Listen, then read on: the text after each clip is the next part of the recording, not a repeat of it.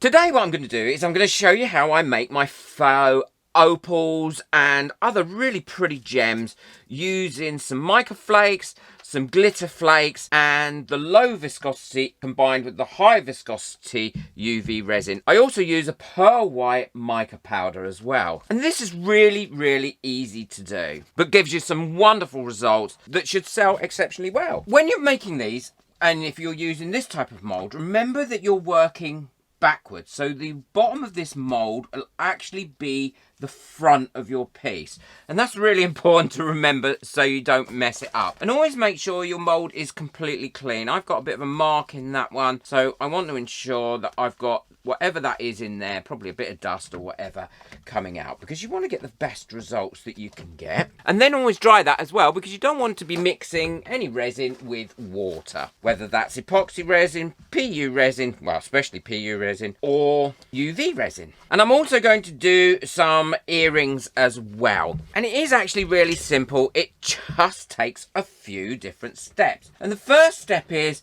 to make sure that you have got your first layer in. Now I'm going to use my first layer like this. It's going to be quite a small layer for these. As you can see there, there's not much in there at all, just a little bit. And the same for the earrings. And I'm using the low viscosity UV resin here because it will give you a lovely flat surface to work on. And always make sure you get behind the post as well on these things, because if not, the worst thing is when you go to demold them and then you've got no little hole. You can always drill a little hole, but we all want a little hole, don't we? So I'm all happy with those. So that's had a minute or two now. I'm going to quickly pop any bubbles that have come up. Never a torch, always a lighter on your moulds. And if you've got any mold, as one of my members calls them, clingers, which is where the bubbles stick to the edge of the silicone mould, just take them out with something that's not going to damage your mould. I'm just using a micro stick here. Now this one needs a little bit more in, because as you can see it separated itself from the mould, because there's not quite enough resin in this to create a full layer, and I do want a full first layer, so I'm popping a little bit extra in, and then I will burst the bubbles again. And this is the one where I'll be using the high viscosity at the end. And it's worth messing around to start with at this stage to get this first layer correct. And then once you're happy with that, yeah, I'm happy with that, you can go ahead and cure that up using your UV torch. And I would cure this for about 2 minutes, depending on the strength of your UV torch. And the other thing is, remember, UV torches are brilliant and the UV lamps are brilliant, but they don't have an infinite life. They do have a finite life. The bulbs start to not push out as much UV light, so they do need changing periodically. So if you're finding that when you're curing stuff up or trying to cure things up, that it's not actually curing, it might be that your torch or lamp has come to the end of its life, which is sad, I know. Well, these have cured up lovely now, and they didn't take long at all. And this is where I'm going to add my mica powder. Now, don't add too much. You don't want it to be a really thick coating. You just want a little bit on there. And I'm going to be using my makeup brush here. Just brush it on. I still want to be able to see through it, if that makes sense. So if you can see, I'm adding on just a little bit here.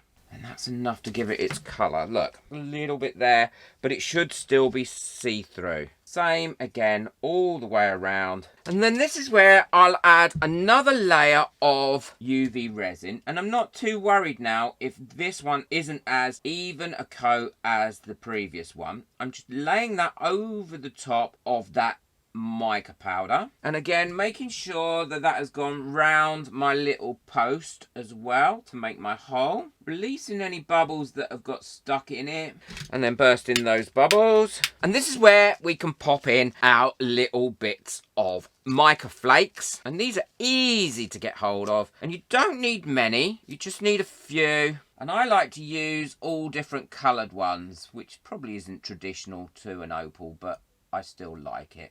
I'll do one on camera, and then I will do the rest throughout before I do the next stage. Okay, so there's a few there. Let's have some of these brighter ones as well, these red ones. Now, I know there's probably no red in an opal. I have no idea what colour's in an opal. Oh, let's have some rustic gold flakes as well. Little bit of blue mica flakes. and some green as well. And then this is where I will put in the larger glitter flakes as well. And I've got quite a few to choose from. Don't breathe too hard on these because they'll go everywhere. So I'm going to use a blue in this, and I think that's blue. I have no idea. It might not be. Oh, does it say on the bottom? No, of course it doesn't. I think I'm going to go for this colour next. Just put a couple of those in. And then this is where I can cure that up again. Well, that layer's now nicely cured up, and what I'm going to do is pop another fine layer of the mica powder over the top of that.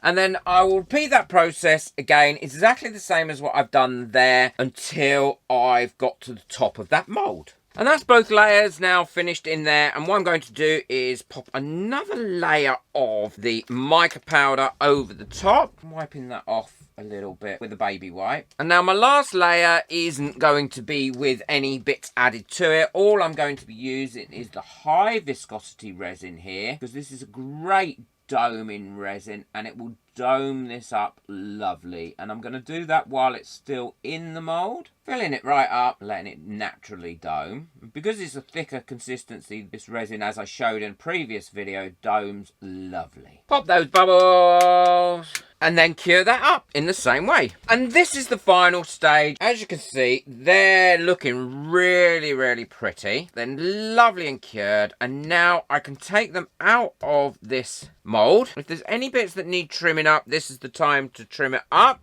And that's just where the mica flakes and things have come over the edge where I've put them in. I can trim them up now. So we've got that thicker resin on there. And now what I'm going to do is turn those over. This is obviously the front of these, which is lovely and cured. And this is where I do my final stage for it. I get one of my little tiny mixing jugs like this. I take some of the higher viscosity UV resin and I put that into there. Enough to cover both the front and the back of these, because that's what I'm looking to do. So that should be ample. And I'm going to take a little bit more of the mica powder. Not too much, just a tiny bit like that in there. If I need to add some more, I can. And then give that a mix through.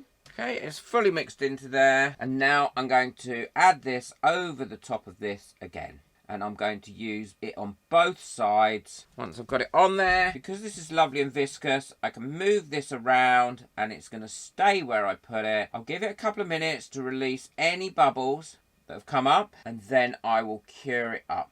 And you don't have to use as much as the additives as I've used. If you want a lot less in there, use a lot less. I like them to be really, really full of them and sparkly. And then once we're happy with that, we can just quickly cure them up and then do the other side as well, exactly the same way. Well, they're all finished now. They don't actually take long, and let's just check these ones. And these are really pretty. Now, if you want to have more of an opaque look onto these, then the best way to do that is to ensure that you put a bit more mica in to start with. But I quite like them with their shiny. Now, these are what I love. I love how these earrings come out. Look how pretty that is. They really do catch the light. And that's the one side. And then on the other side, I did a slightly less mica powder, so you can see the colours coming through if you wish. You can do the same amount of mica powder. I just popped another bit in. I hope you've enjoyed this. They've come out absolutely beautiful. And that is the benefits of having the right UV resin for the right project. And it's how flexible it is to be able to be used. You really can get a great deal